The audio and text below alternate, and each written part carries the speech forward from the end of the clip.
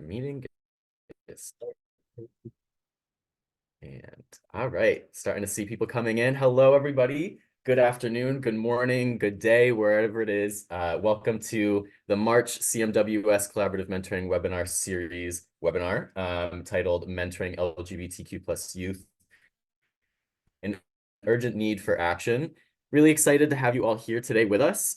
While folks are coming on in, feel free to put your name and where you're calling in from in the chat. We'll give everybody just another minute or so to join in before we kick things off. But again, really excited to be here with you all. Seeing so many people coming on in. So thanks again. If you're just joining, welcome to today's CMWS webinar. Oh, already seeing Mary from St. Louis, I always mess it up, Missouri. Thank you for being here either way. Kiel, Denver Public Schools, Big Brother, Hawaii, Seattle. All right, perfect. Seeing someone from Baltimore, that's where I am, so love to see it. Hey, James. Awesome. Welcome on in, everybody who's just joining us. We're just giving folks a second or so to settle in, but in the meantime, feel free to let us know where you're calling in from, as so many are doing in the chat. Thanks for being here with us. We're really excited to hopefully get to know you all a little bit some more, and also learn a little bit about your experience with this topic, mentoring LGBTQ plus youth in urgent need for action. So we'll give it another 30 seconds and then we'll get started. Awesome. Seeing so many different places. All right, we got some international folks from Canada. Love to see it. Washington, D.C., Washington State. Amazing, amazing. Chicago. I have some friends in Chicago. Really want to try to visit there. Maryland. Awesome. All right. If you're just joining in, welcome to the CMWS webinar today, Mentoring LGBTQ plus Youth in Urgent Need for Action. We're about to get started, and of course, continue to drop your name and where you're calling in from in the chat. Use that chat box the entire time. We want to get to know you as much as possible and really create a dialogue back and forth between us and you all. So we'll get started. Let me move on to the next slide. Some tips for engagement for today's webinar. First, you'll see on the left side, there are webinar buddies. I'm still trying to figure out a perfect name for that. So if anybody has any ideas, feel free to let me know. But the idea is that in a second, I'll send a link in the chat where you can put your name and email on an Google Excel spreadsheet.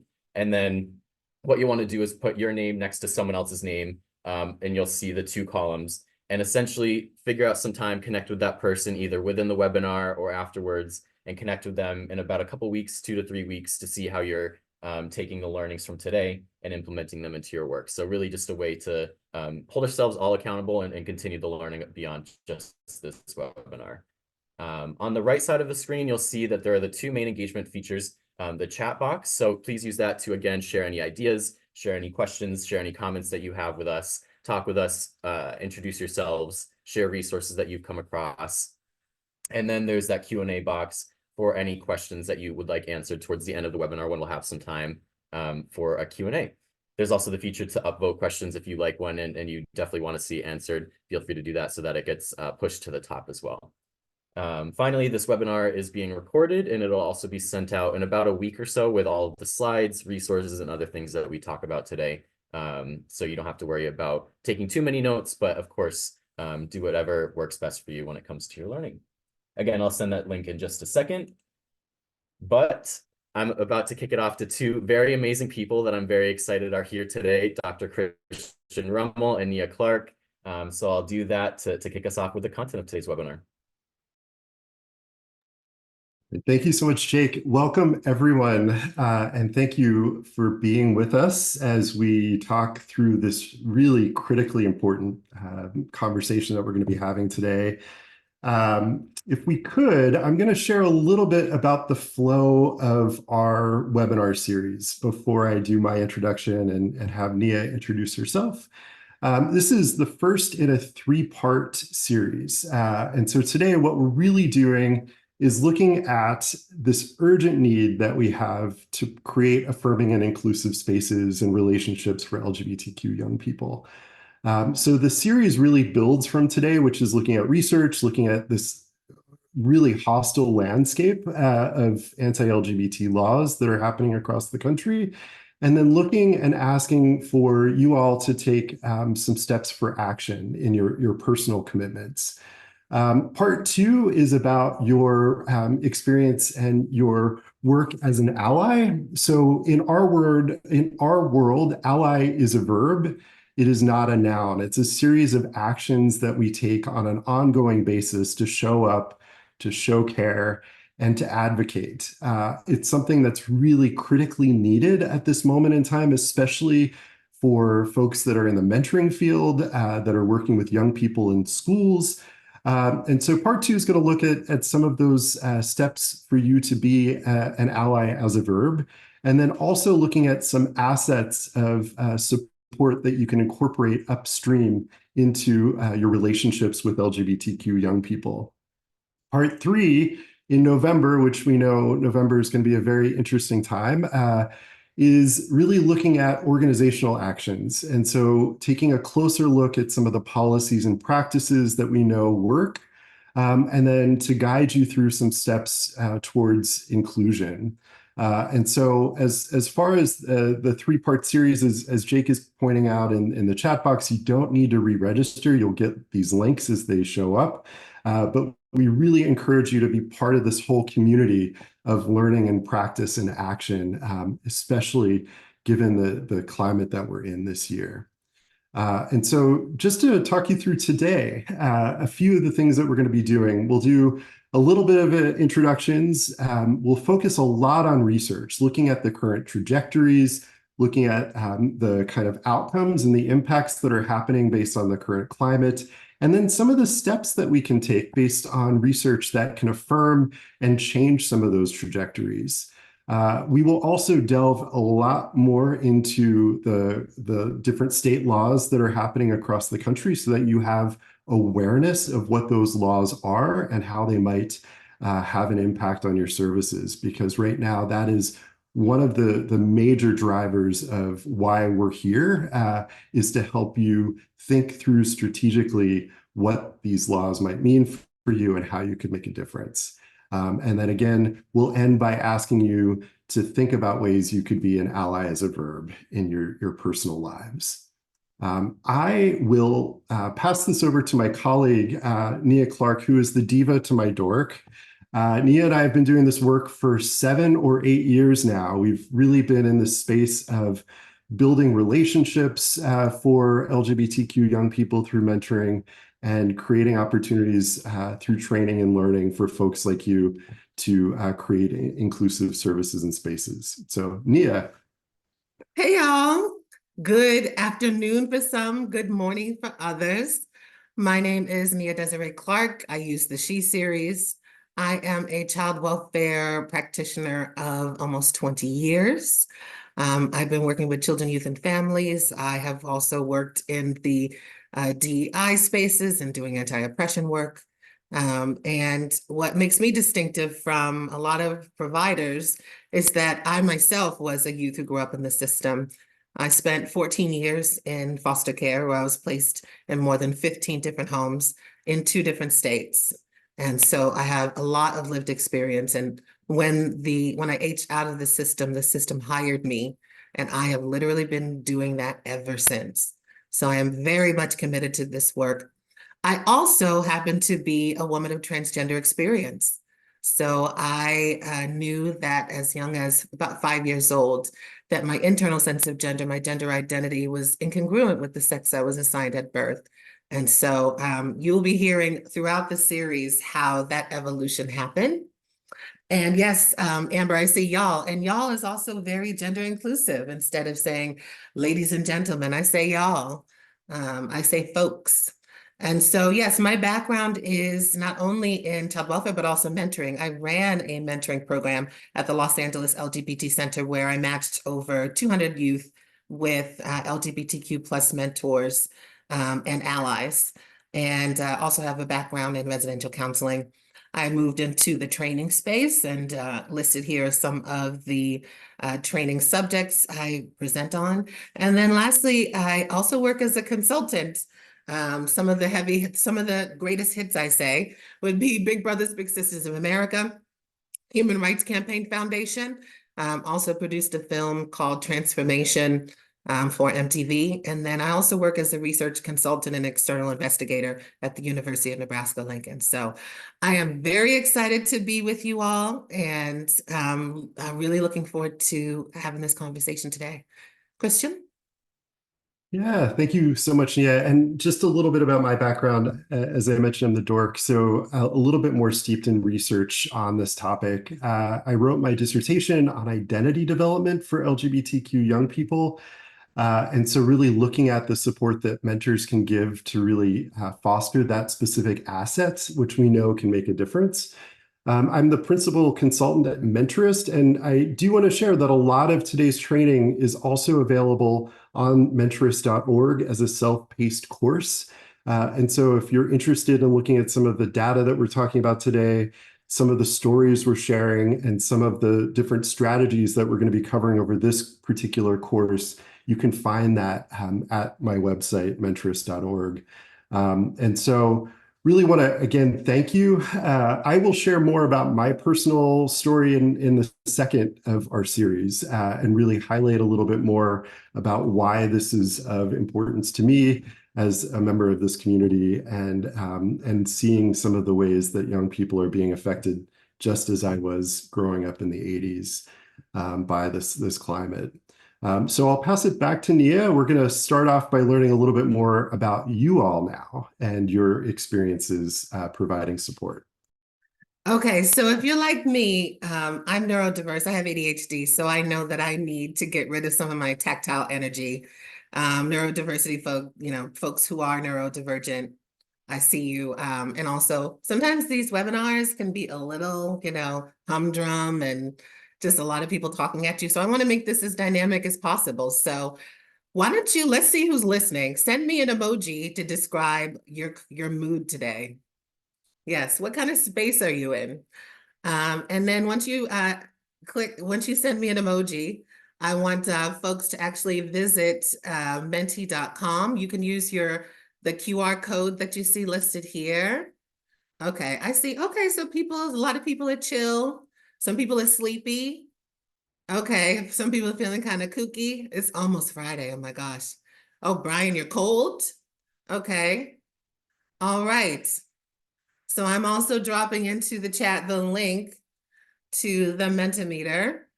And yeah, so everyone scan the QR code. Okay, gonna give you all a minute. And I just want to give you all a couple of seconds, a couple of minutes. It is set up in survey style. So once you scan the QR code, it's going to ask you 3 questions.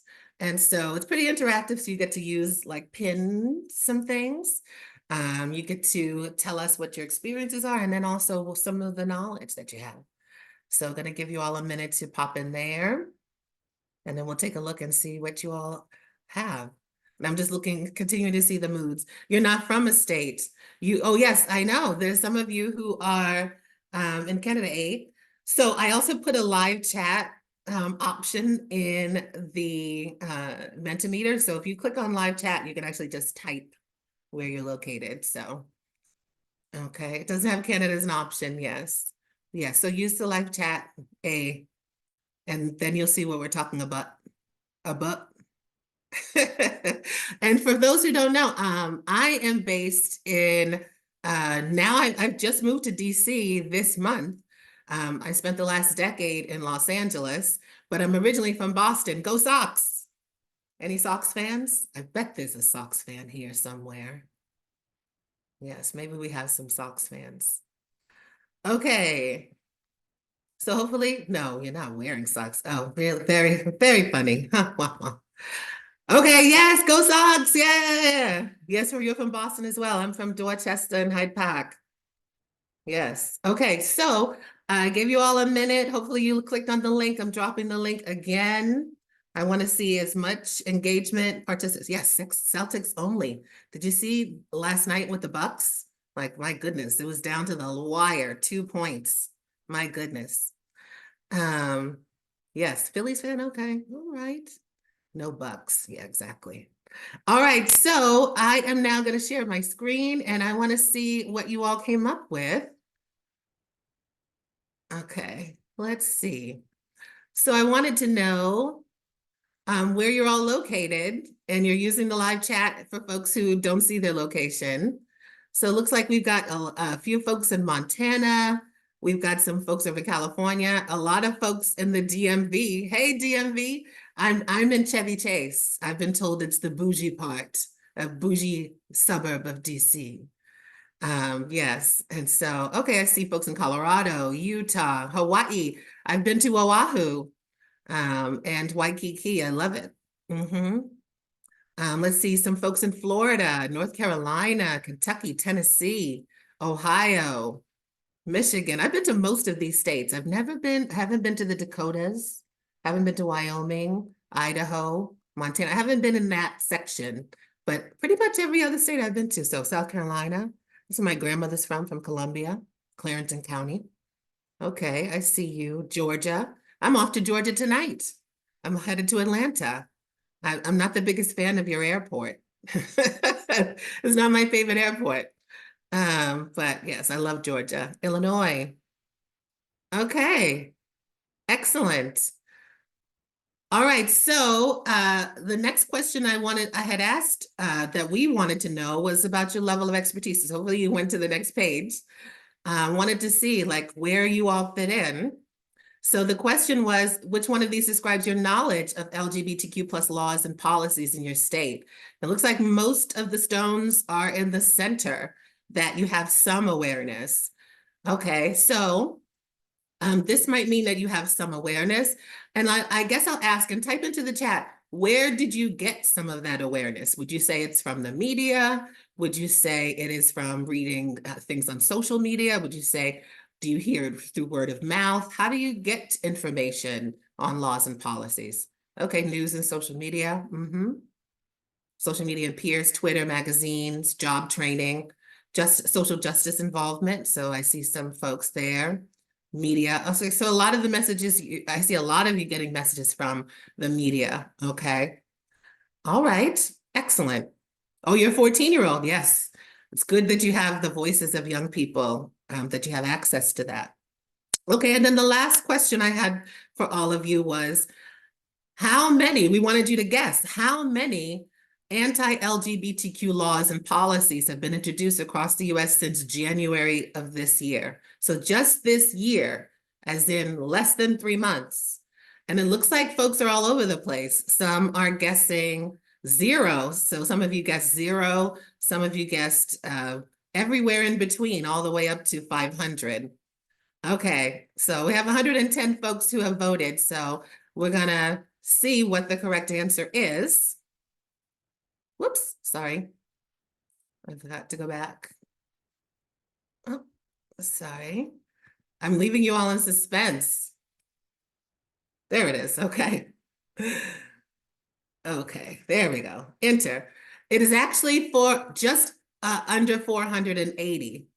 Yes, so since January, as in less than 3 months, exactly 479, according to the ACLU, anti-LGBTQ laws and policies have been introduced across the country. And so we're going to have a moment for you all to do some exploration, and we're going to go into more detail around exactly what these laws state and what people are actually proposing. Write into the chat, what are some of your reactions to that number, to 480? I would, what do you think when you see such a high number, especially for the folks who voted lower on the scale? Okay. It's shocking, beyond sad. Yes. All right, Jake, we can resume our presentation now, please. Thank you. It's a lot of work. It's horrifying. Yeah, you voted 50, thinking that was a lot. No, 479. Yeah. It's wrong. It's insane, horrifying, disappointing, dehumanizing, all of those things. Remember how you're feeling as we continue this conversation, because knowledge is power, and making sure that you have awareness is going to empower you to take action. Okay, let's see what's on the next slide. So I wanted to, we can pause that for just a second. Yes. So we wanted to help you to see, what I love is that one of you mentioned there was a 14-year-old that you're getting information from. And this is a teen as well, named Jamie. And Jamie was Rodemeyer, based in New York. And we wanted to make sure that you heard voices of positivity from young people about, encouraging each other to be empowered, to remember that things, to inspire other young people that things do get better. And so we're going to watch the video and then I'll share a little bit more. Hi, this is Jamie from Buffalo, New York, and I'm just here to tell you that it does get better. Here's a little bit of my story. December 2010, I thought I was bi, and then I always got made fun of because I virtually have no guy friends, and I only have friends that are girls, and it bothered me because people would be like, faggot, fag, and they'd taunt me in the hallways, and I felt like I could never escape it. And I made a form spring, which I should have done, and people would just constantly send me hate, telling me that gay people go to hell.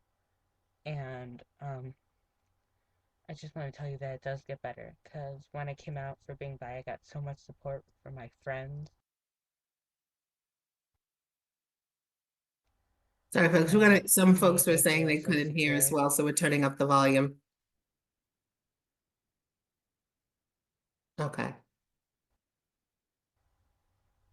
And then if your friends or family isn't even there for you, I look up to one of the most supporting people of the gay community that I think of, that I know, Lady Gaga. She makes me so happy, and she lets me know that I was born this way. And that's my advice to you from her. You were born this way, and all you have to do is hold your head up, hold your head up, and you'll go far. Because that's all you have to do. Just love yourself and you're set. And I promise you it will get better. I have so much support from people I don't even know online. I know that sounds creepy, but they're so nice and caring, and they don't ever want me to die, and it just is so much support for me. Yeah. So just listen here. It gets better. And look at me. I'm doing fine. I went to the monster ball and now I'm liberated. So it gets better.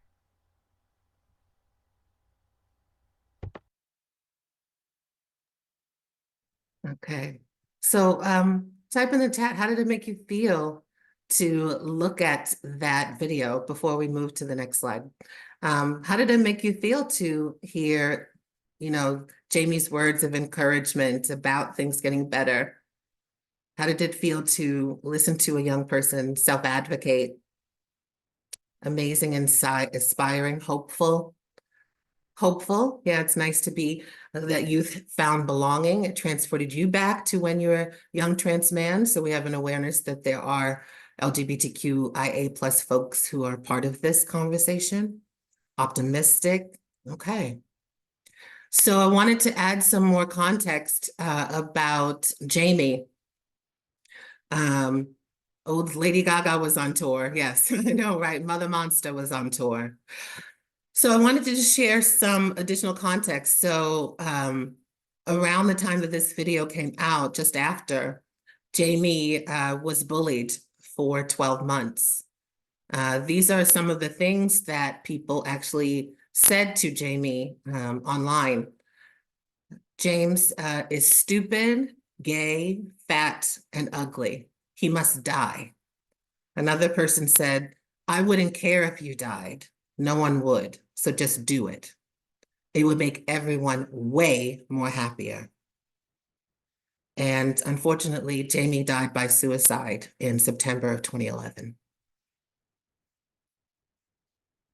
And so, I know that that is maybe a shock to many folks, but the messages about it getting better is only one dimension of this conversation. It is heartbreaking.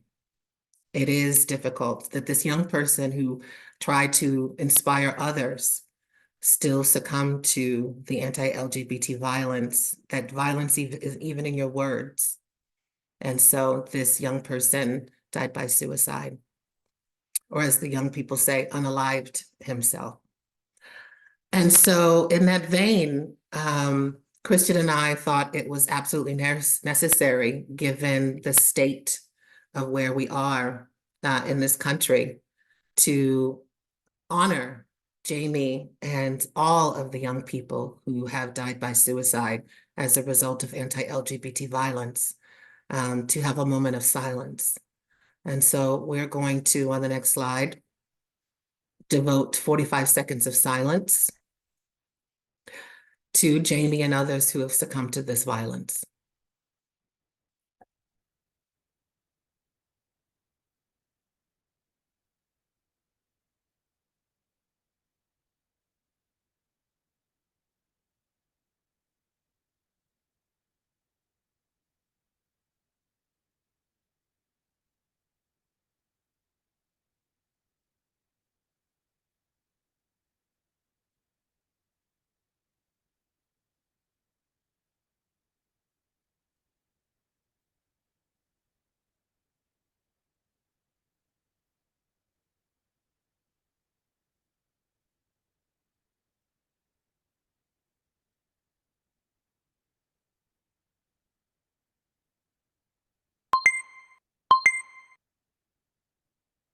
Okay.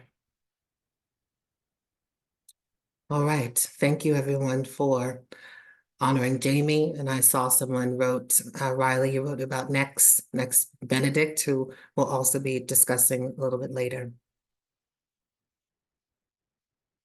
All right, let's move on. As I know, this is bringing up a lot of feelings.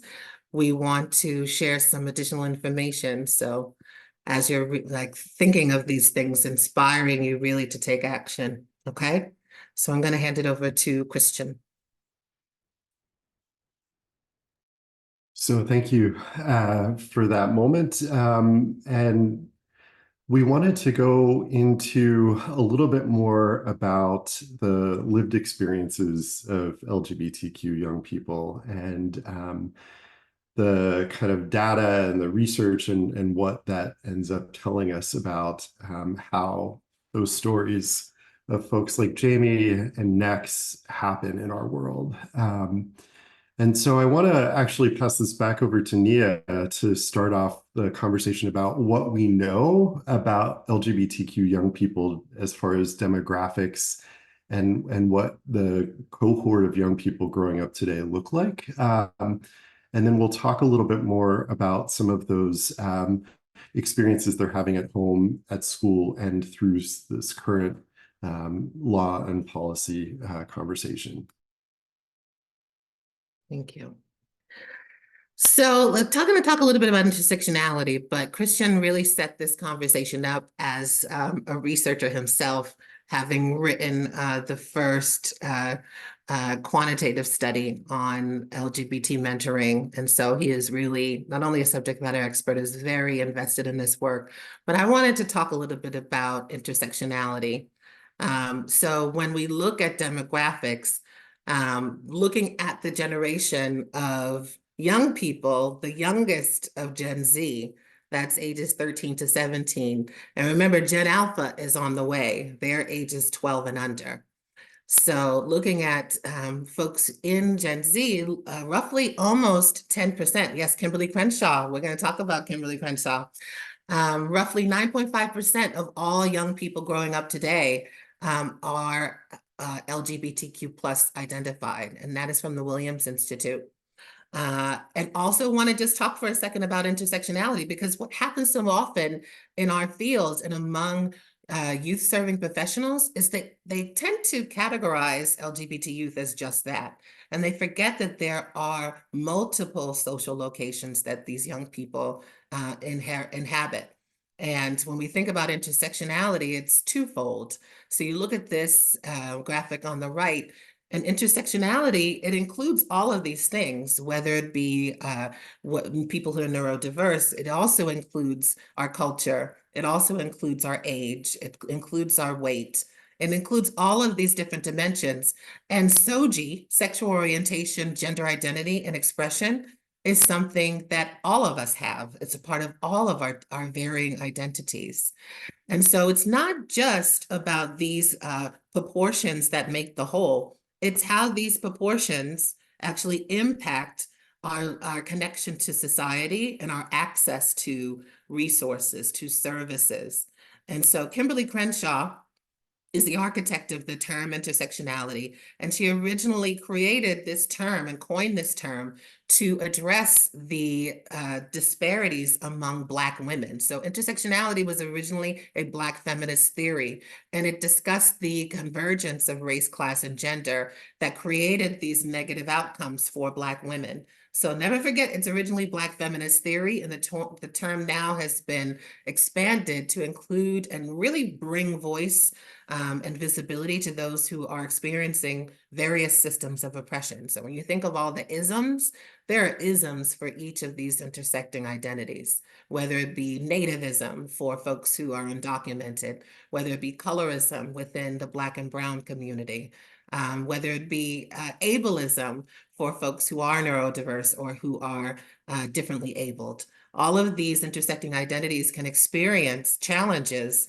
that create barriers socioeconomically for people. And so think about that as we're having this conversation around LGBTQ plus youth, because they're not only LGBTQ plus. Using myself as an example, I am a Black trans woman. So I experience racism as a result of being Black, but I also experience transphobia or cissexism, which is the systemic oppression of people who are not cisgender. And I also experienced sexism because I was assigned male at birth. And then as a woman, I experienced sexism and many of you are experiencing sexism right now as well. And so those three intersecting identities, one is not more important than the other. They all make me who I am. And that's where we want your minds to be, is remembering that these proportions make a whole person, but how are these creating advantages or disadvantages for young people? Okay? And I know that there are experts on here, and I love people, not just who are experts, but also have expertise. So make sure that you're typing in the chat. I want you all to be conduits of information as well. If you want to add to this conversation, you want to take a page from my book, feel free to type in other things that you want to say about intersectionality or anything else as we're going through this conversation. All right, let's take a look at the next slide.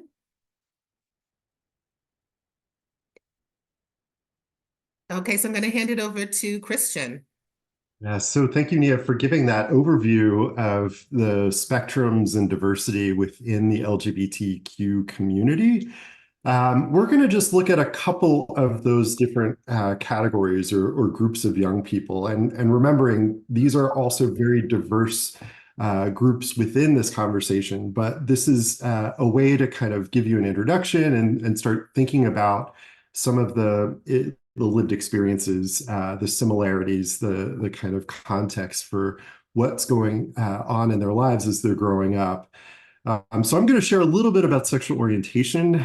And so these are some of the milestones that are typically involved in that process of accepting, forming, sharing your identity as LGB within this. And this is from a study just looking at lesbian, gay, bisexual, so not pan.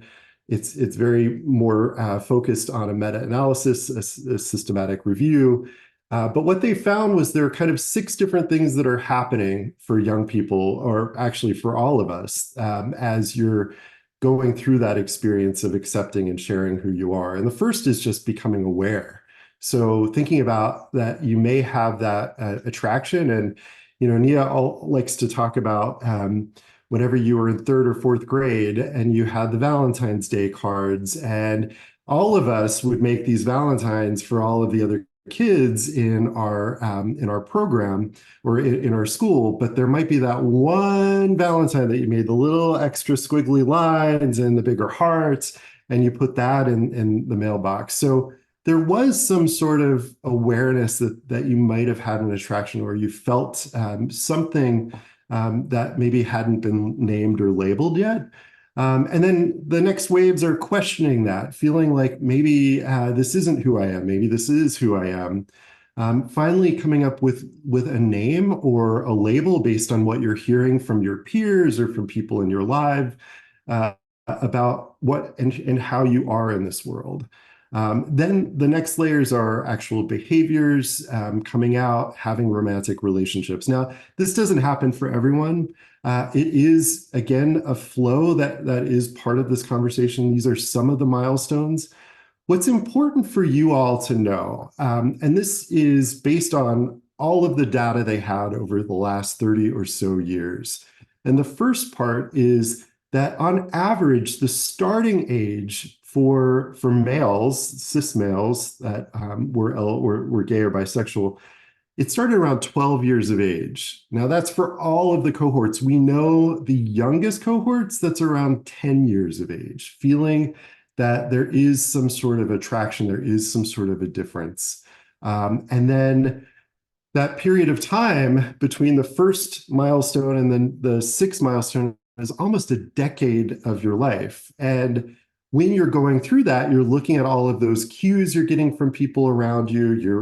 You may be internalizing some of those messages, and they're helping to form how you accept who you are.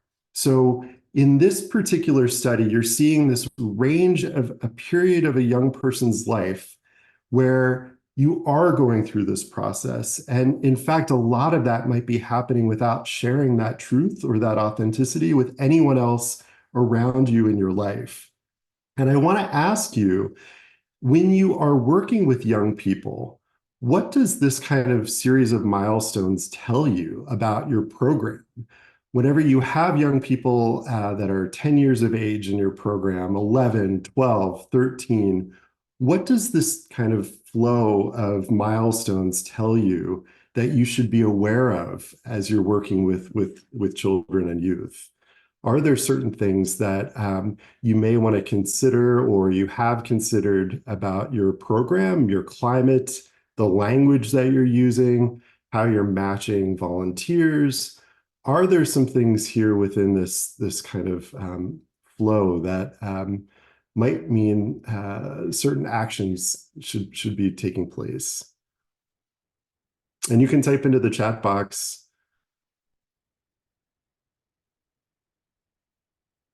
Yeah. Yeah, your words and your actions are impactful and they're developing identities. They are actually even more impactful for youth that may not have access support, that they're still coming through those early phases of figuring out who they are, but are hearing those really hurtful messages from people in their lives. Visibility matters. Representation is really important. Making sure that volunteers you're matching your young people with are going to be affirming, because you cannot assume that every young person you're working with is cisgender or straight. It is not the world that we live in. We saw from the data earlier, almost 10% of the kids that we're working with are going through some of these conversations.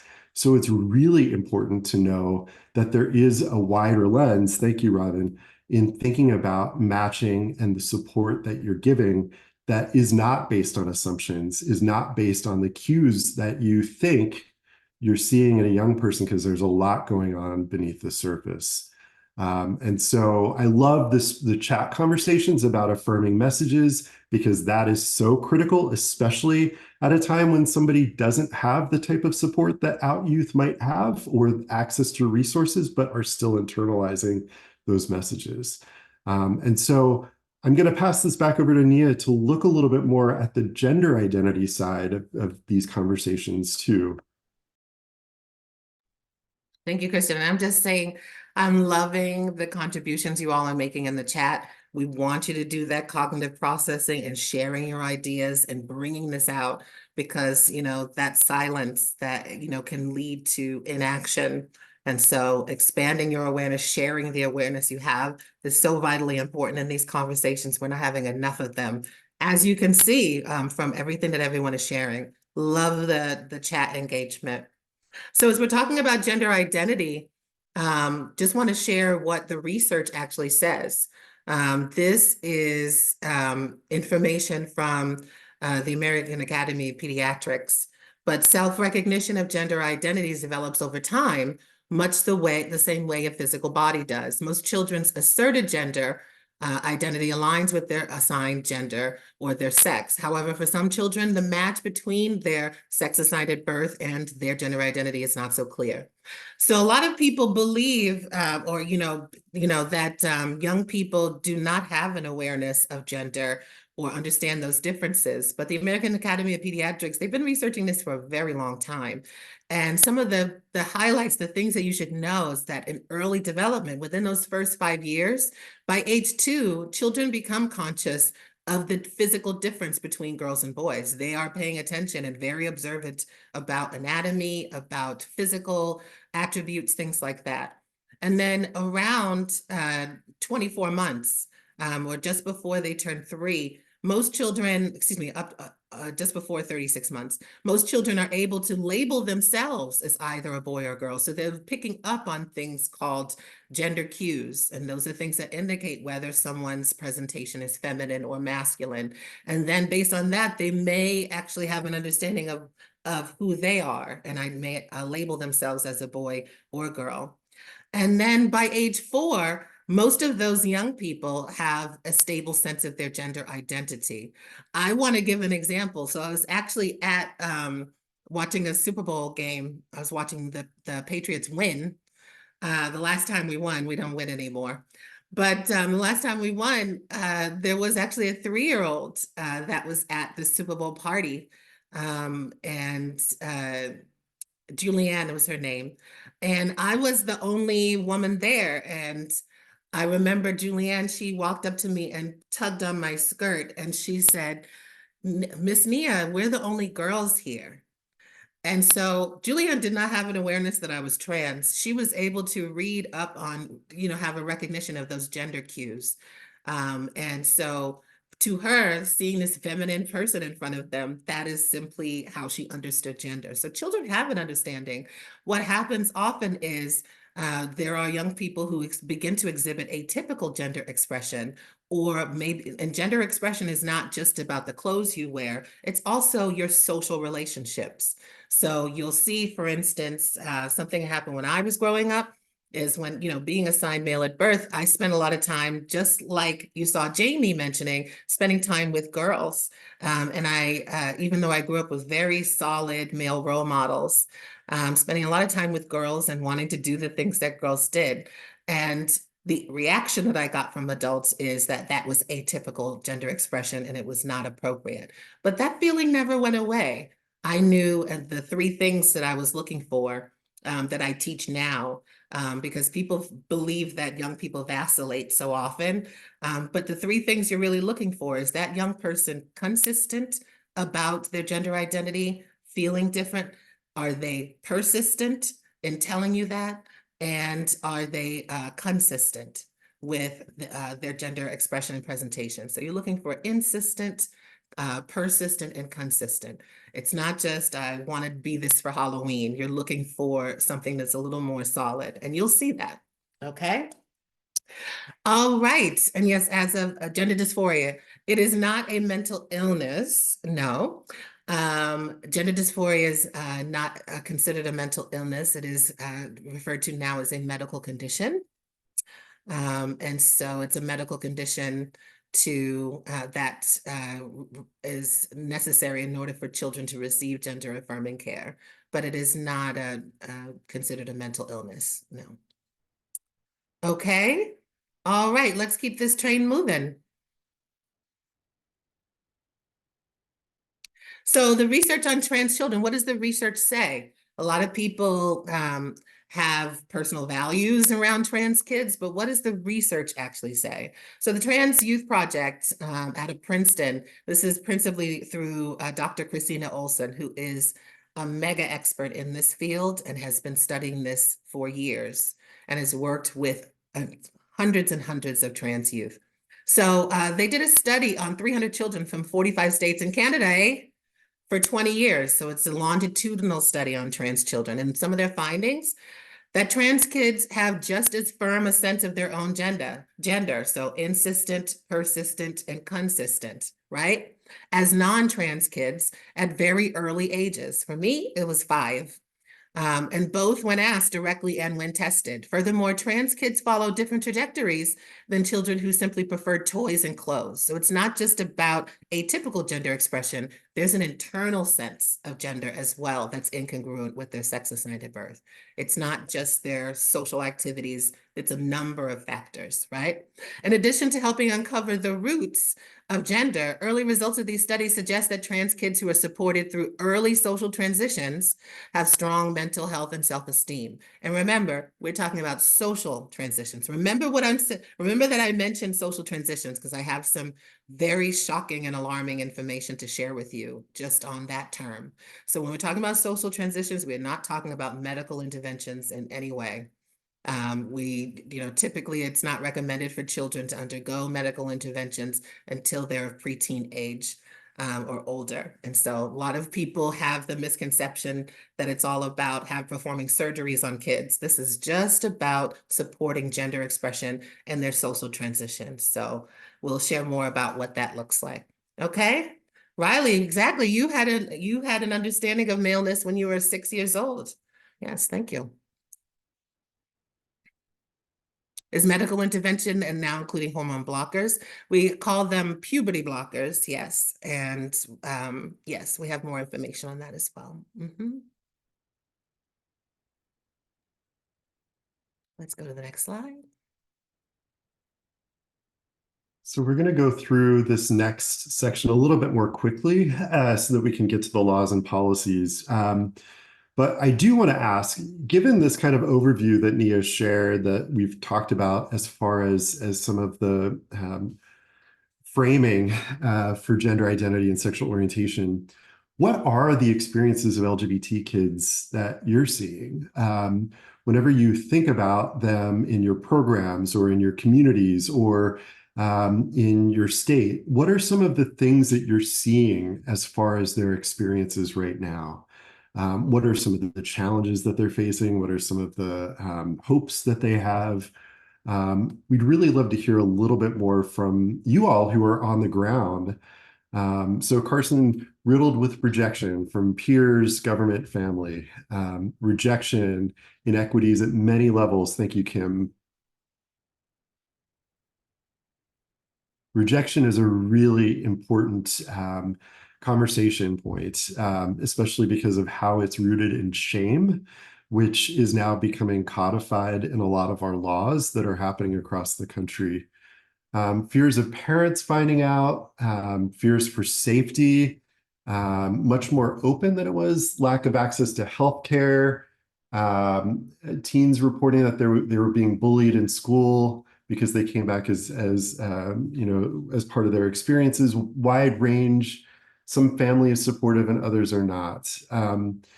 So we're going to look a little bit more closely and keep adding your comments in because this is the community that we're forming as part of our group together, sharing these experiences that we're seeing and also looking at ways that we can offer support. So I'm going to just look at a few different areas. I'm going to look at home, school, and the laws and policies, and we're going to track how this ends up playing out. So first of all, at home, the Human Rights Campaign did a study in 2022 with over 13,000 kids, ages 13 and 18 from 50 states and Washington, D.C. So they really got a lot of great participation and were able to share some of these perspectives and ask them questions about what their experiences were at home. 4 in 10 were out to all of their parents and guardians. Half of trans and gender expansive youth reported that their family never uses their personal and correct pronouns. 1 in 7 say that their family always does so. So that conversation point about rejection, kids are facing rejection at home. So they might be taunted or being mocked for being LGBTQ. Families and parents and guardians are speaking negatively. So they're giving that message that being LGBTQ is something to be ashamed of. And then in a lot of cases, almost 50% they're talking about feeling bad from the messages they're receiving from their parents and guardians and family about who they are. So those messages are very strong, very pervasive. Rejection is happening in a lot of cases because of these identities and these core parts of who these young people are. So we want to track where that goes. So when you are rejected, what happens? The effects of rejection at home are really important to know.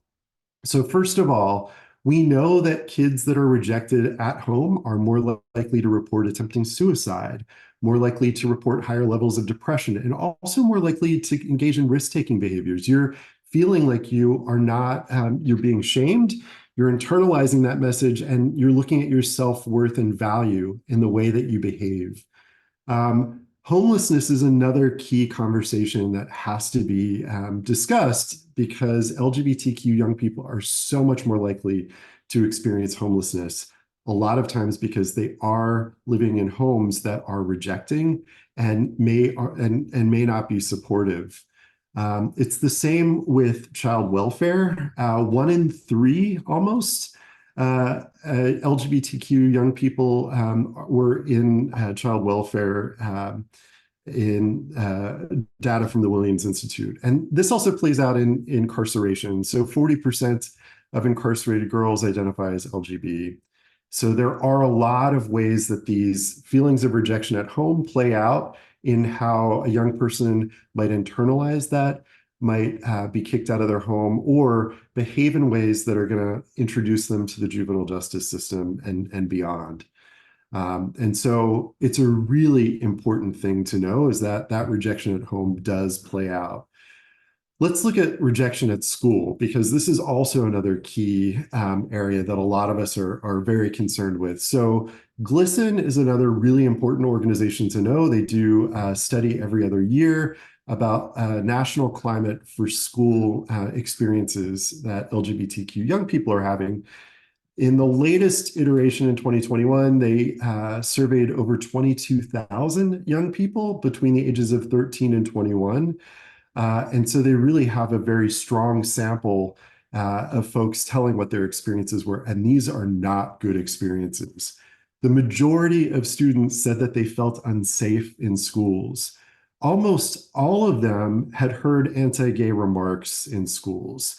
The majority also heard, and this is so heartbreaking, heard homophobic remarks from their teachers and from their school staff. People that are supposed to be in roles to offer education and learning and safety are actually creating messages that are causing a lot of harm and pain. And so it goes on, and we heard about this in the story of Next Benedict. There's a lot of verbal and physical harassment that have happened to LGBTQ young people based on their identities and orientations.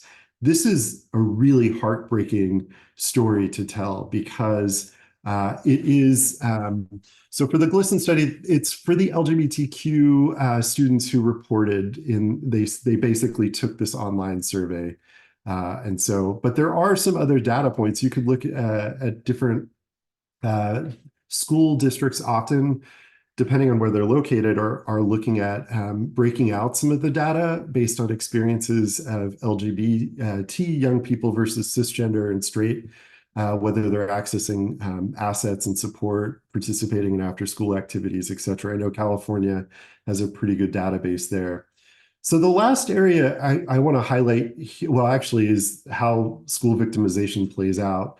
And so the flow of this, when you are victimized in school, these are the effects of that. And so on the next slide, we can look at this.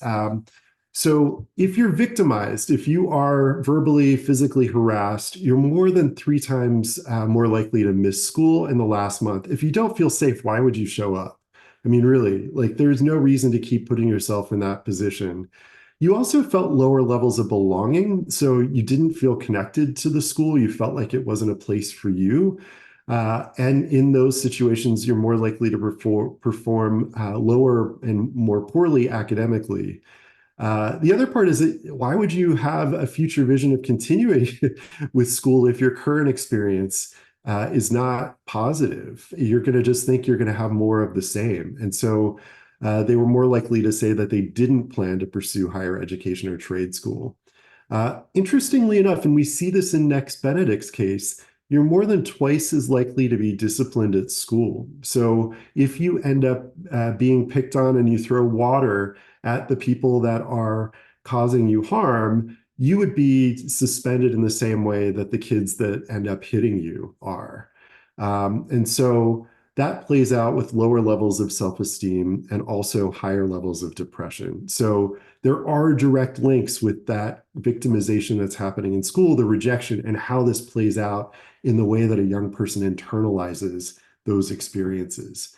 And then this goes into our last bucket area, which is about well-being.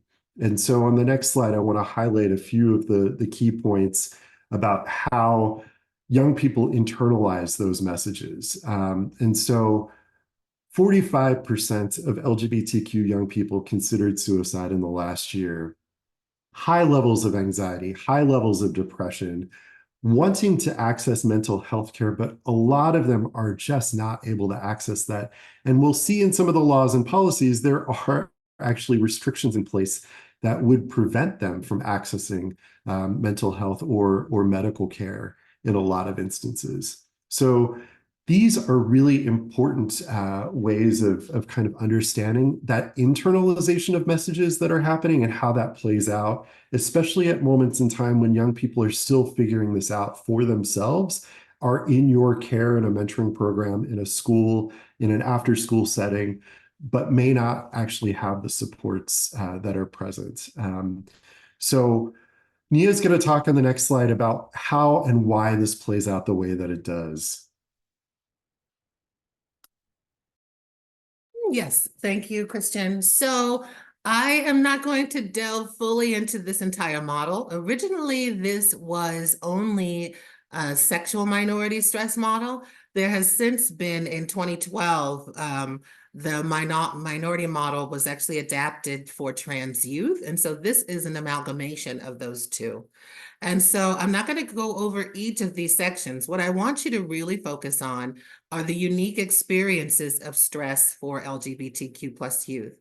So first, you're going to see this right here. This is what is known as distal stress or external stress. And that is stress that is specifically external and things that are happening outside of a young person's sphere. So it's stuff that may be happening at home. It might be just the sentiments that their parents or, peers may use at school. It may be the violence that they see. So as they heard about Next Benedict, that creates additional stress. It's the laws and policies that young people are having to navigate through and around. And so all of this external stress is happening all the time, along with anti-LGBTQ violence. So when many of you said you're seeing things in the media and social media, the young people are seeing that as well. And that all creates this distal stress or external stress. What happens with that is what is known as proximal stress, and that is what you see here. And proximal stress, that is all the external stress that becomes internalized. And it shows up in 3 ways specifically for queer youth. So number 1, they're going to expect to be rejected by others. They're going to expect to be rejected by you, even those who are allies or ally themselves with these young people. They may conceal their identity, so they may not come out, or they may only come out in a very compartmentalized way with the people who make them feel most safe.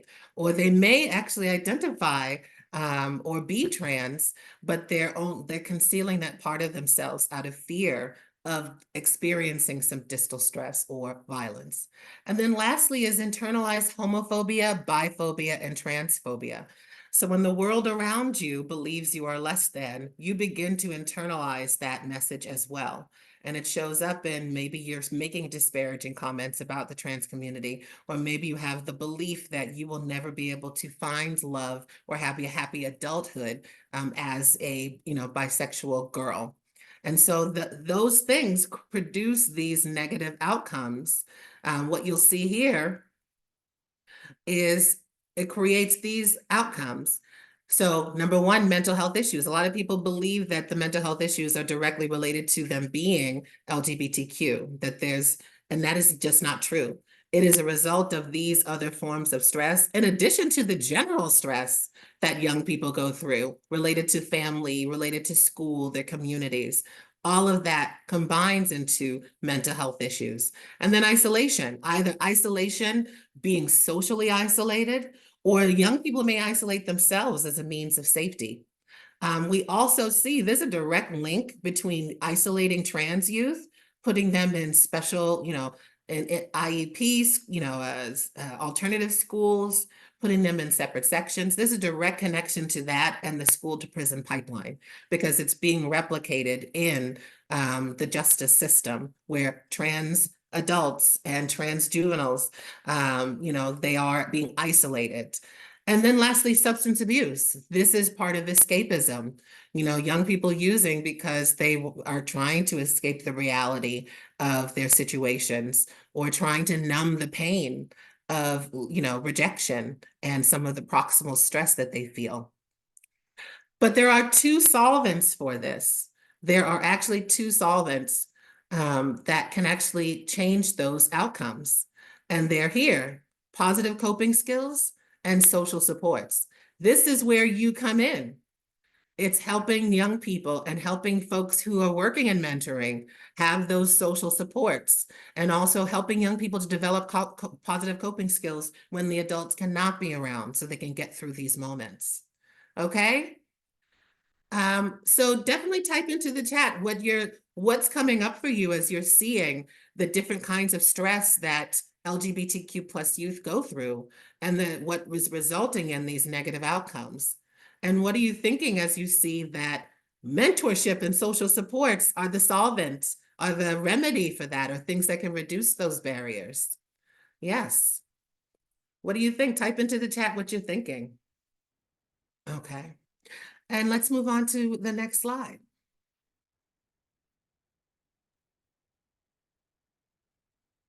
So many of you had already mentioned that you were aware of Next Benedict, who is the young person listed to the right. Next Benedict was a 16-year-old non-binary Indigenous youth based in Oklahoma. And Next was experiencing chronic bullying and harassment in school. And one day, Next, while in the bathroom, accessing the bathroom, was being bullied incessantly by a group of young people, and in retaliation, splashed some water, just trying to deflect. And as a result, was viciously beaten, head bashed into the floor, and ended up actually having a serious medical event. And so there have been varying stories in the media about the end result, but the end result is, at least the reports we're receiving now, is that the very next day, Next died by suicide. And so we're still getting these, more information about Next, but in my eyes, Next was killed the moment they stepped into that bathroom. Next was killed the moment there was inaction on behalf of the administrative faculty who knew about this ongoing harassment. Next was killed when, the folks in charge of education in Oklahoma have expressed that LGBT people don't belong in the state and are disgusting and abominations. That's when Next really died. And so on average, the reason why we actually took that moment of silence is because every 45 seconds, a young person in this country who is LGBTQ attempts suicide, not considers, but actually attempts to unalive themselves. And so we gave that 45 seconds in reverence to Next and to Jamie, who are just two of many stories of young people who have succumbed to the violence, whether it is physically felt, whether it is symbolic in the words that are used against and to them, or if it is the world message and the message we see in society right now. Okay? All right, let's go to the next slide. So let's talk a little about, okay, so we talked about some of the problems, and now I'm going to pass it on to Christian as we begin talking about some of the solutions. Yeah, so we really want to give you some ways of understanding what research says can prevent and stop some of those outcomes, because it really is the responses that young people are receiving from adults. It's the responses about who they are, about whether they're going to be loved, supported, cared about, belong. It really is up to us to change those trajectories. And we all have the power and we all have the importance to do something different. And so research is really starting to show there are different bucket areas of support that can happen. So young people that live in supportive homes have greater self-esteem, reduced risk-taking behavior. That outcome shifts because their parents, their guardians, their families show love. They show and make sure that that young person feels connected and belong for who they are. Schools, we also know that if you have representation, you have visibility, if there are policies that are focused on non-discrimination, confidentiality, suicide attempts go down in those schools. So if you create inclusive school environments, you are changing the trajectory for young people that otherwise would be harmed, and as you've seen from the current landscape, are really in harm's way. Um, so GLSEN also looked at some of the other strategies within school settings. So having GSAs, which are these inclusive clubs that are really spaces for young people to come together that are LGBTQ and their allies. There's greater belonging, there's feeling connectedness, there is higher levels of self-esteem, lower levels of depression. So creating a sense of belonging for LGBTQ young people in a school setting really makes that big difference. And then we know from research on supportive laws that when you have laws that are supportive, health outcomes improve not only for LGBTQ people, but also for other groups that might have otherwise been harmed in those states. So it actually is an investment when you have marriage equality, when you have some sort of non-discrimination employment act. The health and well-being of LGBT people goes up, but it also goes up for other people in those states too. And so it is really important. The other part that we really want to highlight is that LGBTQ youth with at least one accepting adult, so a mentor, a caring teacher, a supportive educator, were 40% less likely to report a suicide attempt in the last year. So having that one person matters. And so that is why you all are here. That's why we're having this conversation, is to really guide you through how throughout the course of this series, you can take some of those actions that really can, again, make that difference.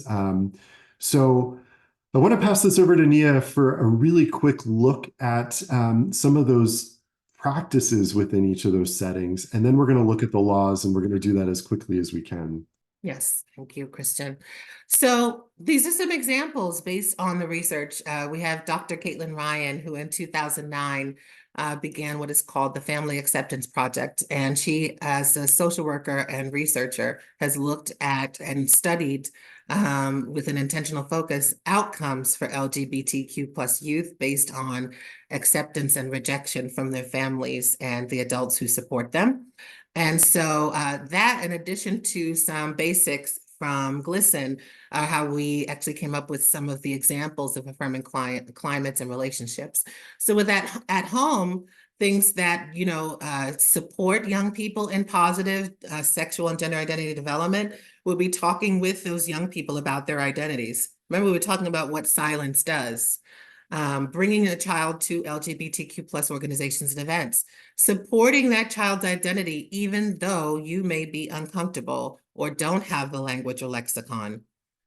In school, GLSEN has outlined 4 specific strategies that are conducive to an affirming climate. Comprehensive policies that are very detailed, not only with what supports are provided, but consequences as well for anti-LGBTQ sentiments and discrimination. Supportive educators. Student-led clubs, so these are GSAs, gender and sexuality alliances, gay straight alliances, trans support groups. And then lastly, inclusive curriculum, precisely what we're going to talk about today that is being erased from our education systems. And then lastly, as a caring adult, just as you as a standalone adult, supporting a child's gender expression. You see a boy playing with dolls, it's supporting that they're playing with dolls and not trying to police their gender around that, or just complimenting a trans youth when they try something different with their hair, if it looks nice. Expressing affection and support when a child tells you they're LGBTQ+, and believing a child can have a happy future as an LGBTQ+ adult. Okay? All right, so. Thank you, Nia. We wanted to pivot actually, because what you just heard was all of the research-informed strategies that we can prevent suicide, that we can invest in young people, that we can create climates where people are able to grow into who they are, their possibilities, their hopes, their dreams. Now we're going to look at the laws that are happening across the country, and you're going to see how these particular set of policies are actually not designed to prevent suicide or to invest in young people or to help them grow into their possibilities. So let's take a closer look, because this is so critical for many of us, especially working with young people in states that have enacted these laws.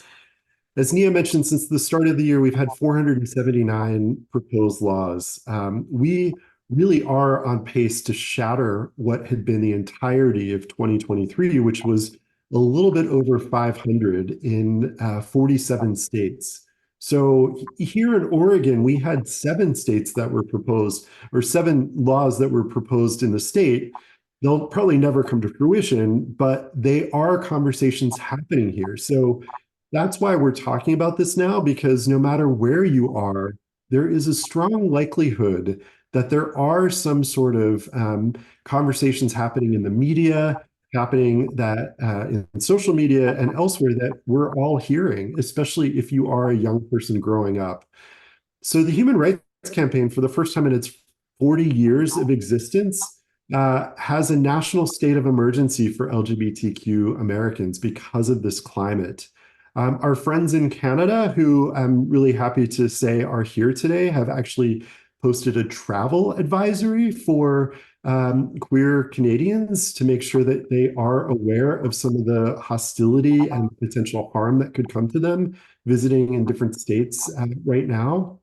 So it is unlike anything that I've seen since I was a kid. And it is really important to know that this climate has happened very quickly, and it is creating a huge shift. And we'll start to see some of the kind of strategies that have been used and the templates that are happening across the country, and what that ends up looking like.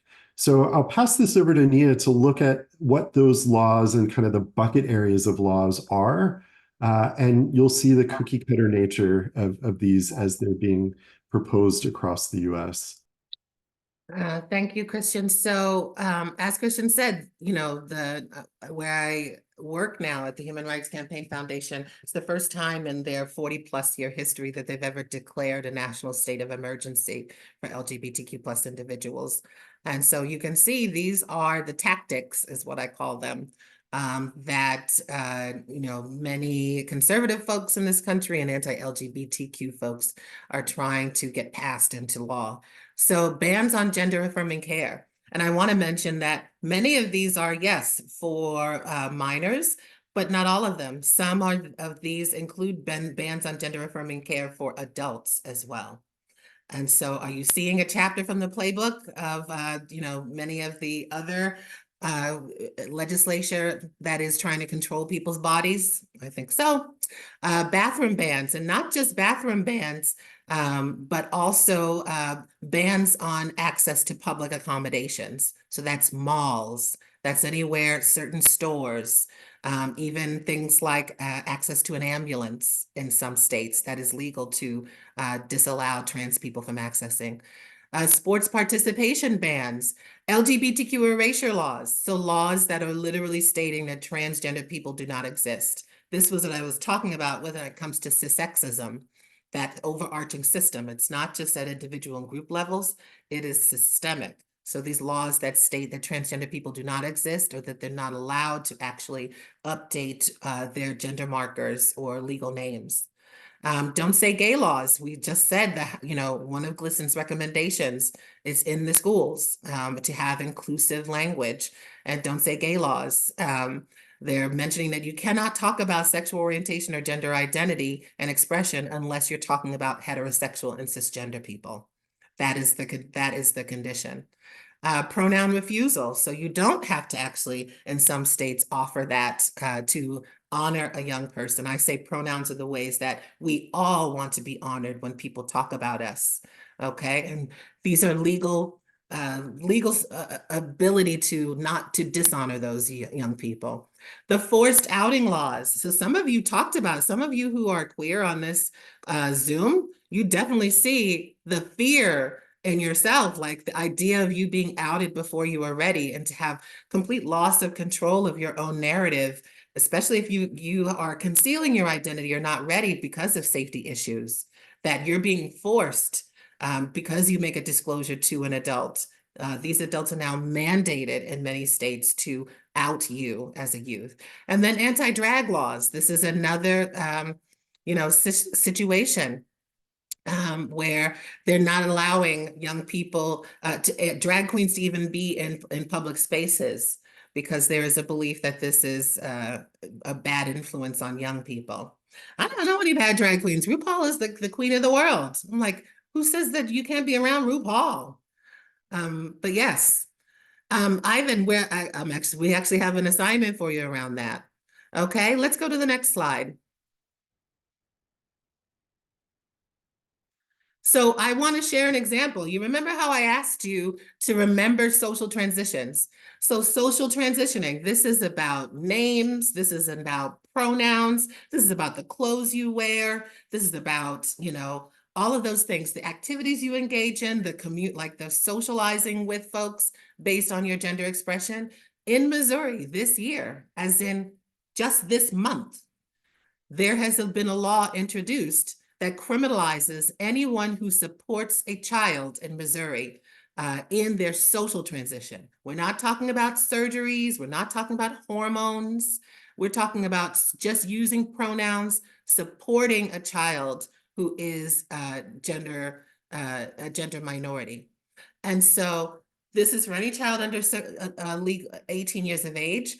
And what this is actually stipulating is the consequence for supporting a child, if this law is passed, if you support a transgender child in social transitioning, you face a felony conviction, and you not only face a legal fine and imprisonment, but you also will be registered as a sex offender. As a sex offender for supporting a child in being transgender, if this law is passed.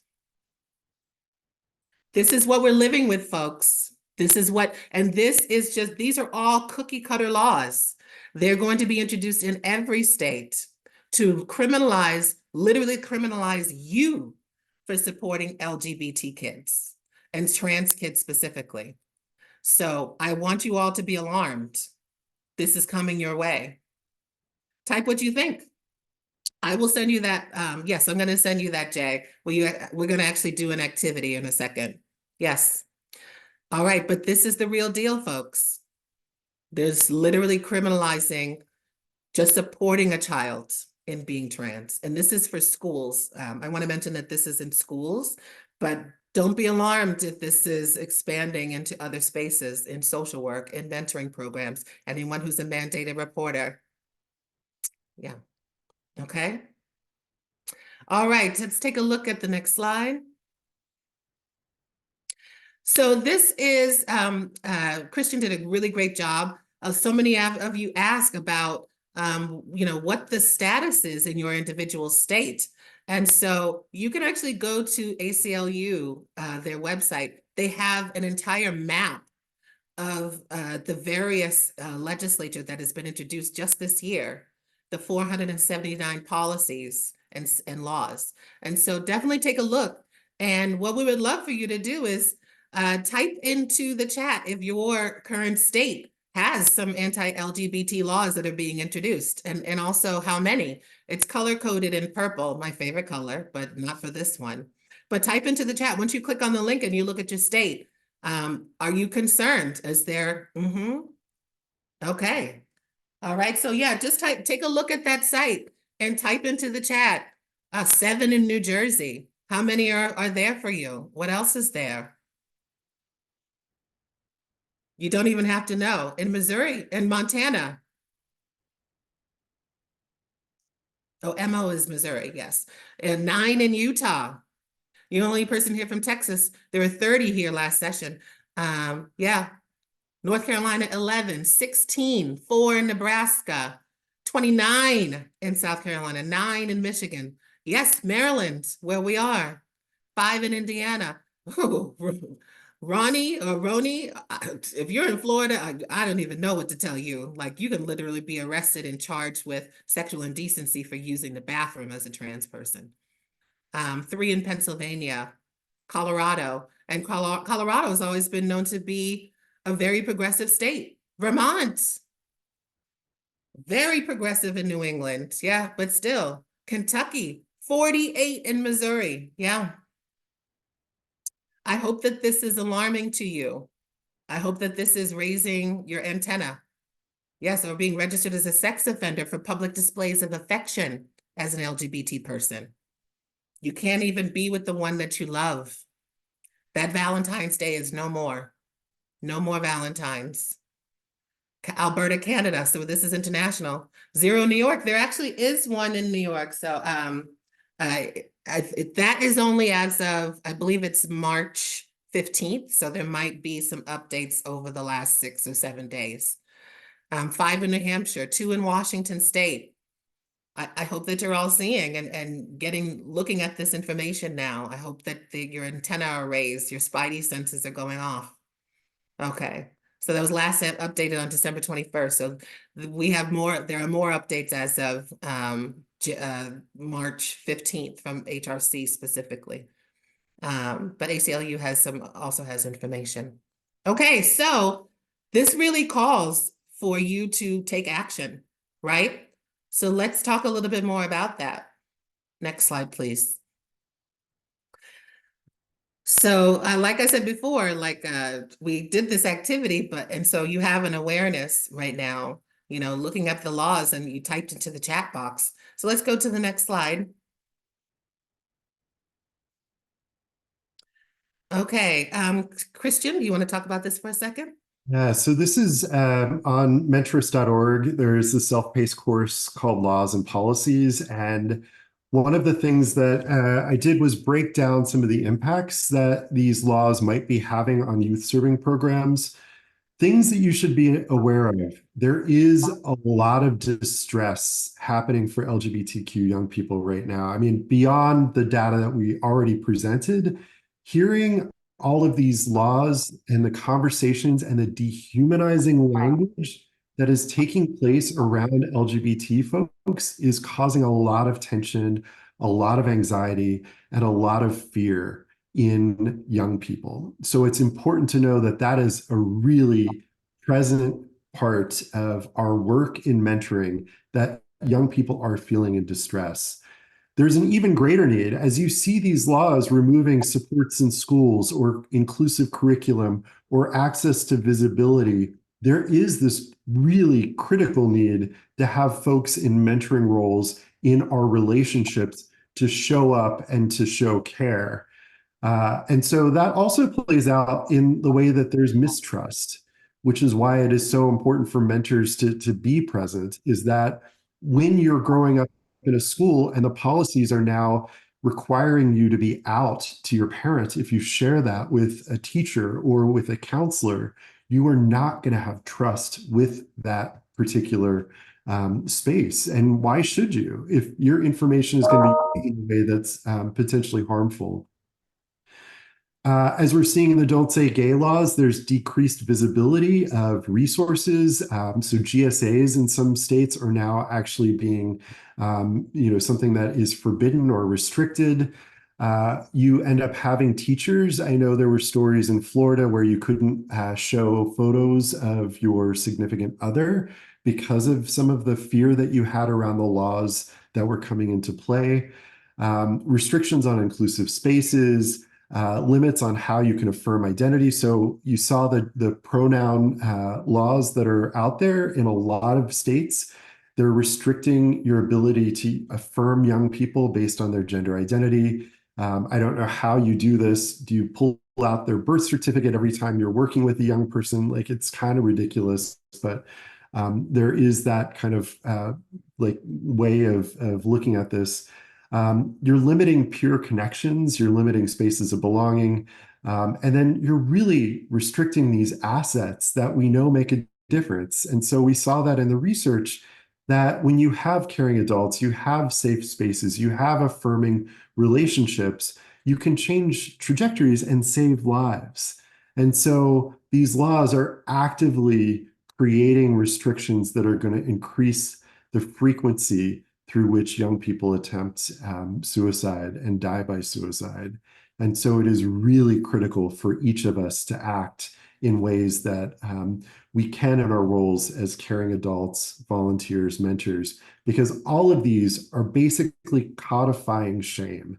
They're all creating policies and practices that are meant to shame people who are gay, lesbian, bisexual, transgender, queer, questioning. It is really meant to cause harm. It's not meant to offer support and to save lives. So we wanted to really highlight that and to use that as a real call to action and to secure commitments from you all about what you are able to do in your day-to-day to be that ally as a verb and to show up consistently in an ongoing basis. So we want to share some resources, and then we're going to talk for a quick moment about some of those commitments we're going to be asking of you and our community together. Thank you, Christian. And so we're rounding out the conversation and just want to share some very quick resources. These are ways that you can get engaged right now. Is going to Christian's website, mentorist.org, where you can get more information on some of the legislature and what are some of the policies that are being introduced this year. HRC.org has also what is called the State Equality Index. So take a look at HRC. They have a comprehensive map of what rights and protections young people and adults have versus not. ACLU.org, we just visited there. GLSEN, if you're in the educational world and you're looking for concrete data or best practices. Trevor Project is a great resource for crisis prevention. Not only do they have Trevor Chat for youth, not only do they have a hotline that youth can call, but for youth who are uncomfortable speaking on the phone, they even have a chat messaging. It's called Trevor Text, and young people can actually text to get crisis support, so they don't end up like Jamie or Next. And then lastly, pflag.org. That is a great resource if you're looking to get support for parents and other caregivers and providers of young people. All right, so in the last couple of minutes, just want to talk about action. These are the things that we are calling you to do today so that you aren't registered as sex offenders. Commit to being an ally. So we're talking about ally the verb and not in who you are and represent, but what you do. What are you going to do, right? Know the issues. You're learning about it today. Felony convictions, right? Knowing the issues and continue to raise your own awareness. Raise awareness in your networks and in your program. How are you going to make your program more inclusive? How do you invite people in and humanize LGBTQ plus youth? And then how do we advocate for queer young people in your community and state, right? So now I want to ask, as we move to the next slide, these are the calls to action. I want to ask, actually, Christian, this is you. Well, we wanted to actually ask each of you to type into the chat box that you commit to taking those actions, that you commit to being an ally as a verb. So if you could type in yes into the chat box, that is a commitment that you can take. We really want to make sure that this is something that we follow up on as we go into our next session in July. So The other part of that, thank you. I love seeing this. The other part of that is we want to know what type of action you're going to take. So if you could, in our last moment together, type in one way that you are going to show up and show care and use the learning that you had from our time together to make a difference.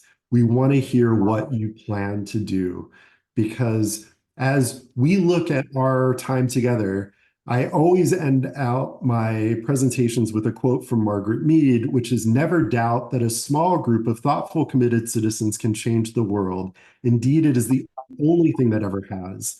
We, as the small group of thoughtful, committed citizens, have this opportunity to change some of the trajectories that you've heard about today. We've all had this opportunity to learn the power of our actions. What research has really highlighted can make a difference. And now we're asking you all to take that and to move into your day-to-day lives and to make that difference, to be those allies as a verb that ends up changing some of these narratives that have deep. Okay, I think is that me? Is that Christian? Oh, we lost Christian. Okay, but as you can see, Christian is continuing to express that support and looking at you, that you are the small group of citizens, not that small in number. I'm also, for folks who wanted to know more about that Missouri law, this is an ABC News report on teachers being charged with felonies and added to the sex offender registry, for folks who are wanting to know. We actually reserved some time for Q&A. I'm going to stay on for a couple of minutes. I know that there were folks who had questions. I've been answering questions live. Christian hasn't also been answering questions in the Q&A, so take a look at answered questions for the links and the resources. I'm also uploading a couple of documents. I know that people had mentioned they weren't able to access the WPATH. So I am uploading that document. And then also Shalom, you also asked for a resource on intergenerational projects. And so I'm uploading what's called the Intergenerational Project Toolkit. And this is something that you can use if you're looking for ideas on ways that older LGBTQ plus adults can work effectively with younger folks. And so that completes our session today. I'm going to stay on for a couple more minutes to see if there are other questions. But otherwise, I would give me a thumbs up if you're coming to part 2 in July. Put a thumbs up in the chat if you'll come to part 2 in July. Okay, I see lots of thumbs. Look at all those thumbs, Jake. I love Yes, it. I I love hope to it. see you in July. Awesome. Okay, let me take a look. Okay, what does information mean in Missouri legislation? So Michael, hopefully you see the link. You take a look at the link and that will give you some more info. Megan says, I was not familiar with the term cissexism. Is that different from transphobia? So yeah, so transphobia, to help you understand the difference, transphobia is kind of like the child of cissexism.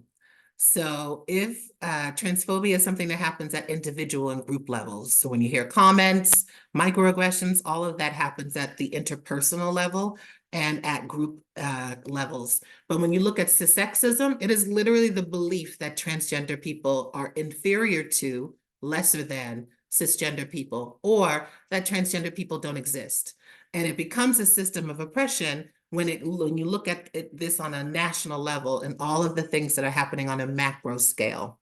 So it's literally taking all of the individual aggression and individual transphobia and baking it into our institutions with certain policies, with certain laws and certain cultural norms. That is what sexism really is. Awesome.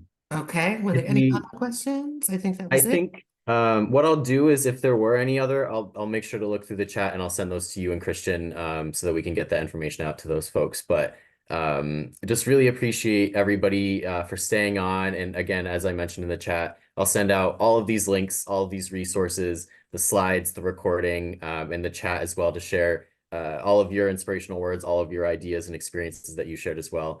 Thank you all so much. Thank you, Nia and Christian, wherever you are in the the interweb space. We really, really appreciate you both so much for all of the work and the time and intention that you put into this presentation, and how much how much care you put into it as well. So for folks who are still here, these are just some additional resources. They'll all be posted on the website, as well as just remember to post excuse me, to fill out that survey that pops up on your screen right after you leave the webinar, to let us know what we can do better and what you enjoyed. And we'll be seeing you at the next one in July. Very excited that you're all here today. Our Oh, folks have raised their hands. I enabled them to talk. Is it okay if I sure. reserve? I don't know if you want to keep recording or if you want me to just. I'll stop. Well, this will be the official closing, and then we'll stay on for a few minutes, totally. So thank you all. We'll see you next time. Okay. Donisha? Okay, Yes. Donisha, you should be able to unmute now. All right. Hi.